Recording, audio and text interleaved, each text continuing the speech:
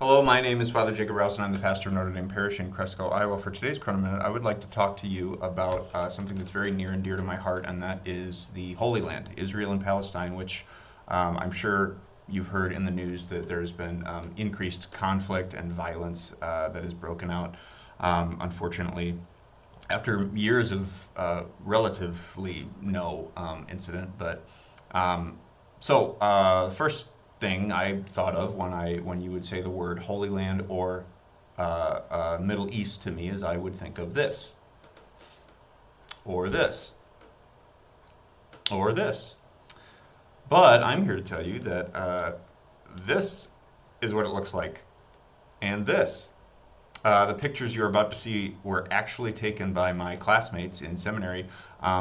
Every year in seminary, we are the third year seminarians are able to go to the Holy Land for 10 weeks to pray, to study, to prepare to be ordained a deacon, and it was incredible to be able to read scripture in the place where it actually happened and walk where Jesus walked. I kissed a lot of rocks when I was over there. I touched a lot of old things. This video is criminally short because I was going to give a presentation about all this and my adventures and everything and show you pictures of us smiling and praying at different sites and stuff, but Corona happened, so we'll get to that another day. What I'd like to do today is just talk briefly about the Israeli-Palestinian conflict, which I am not afraid to say that whatever your knowledge of the Israeli-Palestinian conflict is vastly incomplete. Mine still is.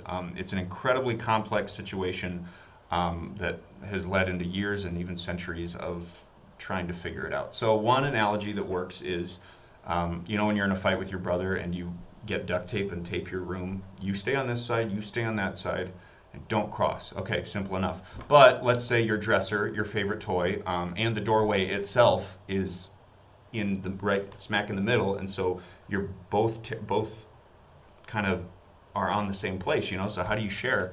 The Holy Mount, where the remnants of the ancient Jewish temple stand, it's just the western wall.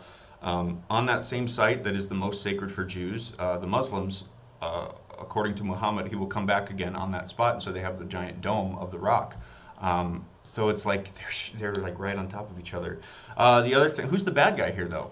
Who's fighting who? Well, technically right now Hamas controls the Gaza Strip, and they're fighting with Israel, and so it's Israel and Palestine. I would like to make this point clear that it is two peoples and three religions.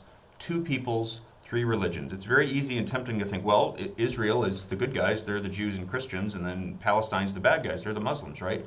No, not even close. This is not really about religion. This is about the peoples, the citizens of Israel have a little bit more power, and then Palestine is trying their best, So it's two peoples and three religions. So we talked to, while we were there, we interviewed and brought them into our classroom, and they were guest speakers, professors, Jewish professors, mothers, children, students, people from all walks of life were telling us about their experience being an Israeli or a Palestinian.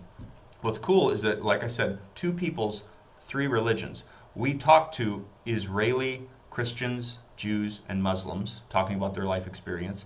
And then we also had as guests Palestinian Christians, Jews, and Muslims. So those two peoples are the ones to pay attention to, and then keep in mind the three religions kind of go underneath that.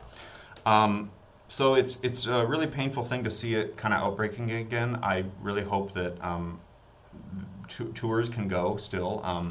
If you have the opportunity to go on a tour or go live there for a while, or even just a little visit, I highly recommend it. It was safe. I felt great. They like you being there. Like there was no threat. They were very welcoming to us, especially as seminarians. It was really fun. So just know that whatever you hear or read or see, just remember that there is so much more that goes into it, and just to be aware that there's so many more facts that we need to learn before we comment or pass judgment on what's going on over there. So, all right, that's all I would like to say, stay tuned for I'll give that presentation someday. Go do your research and go wash your hands.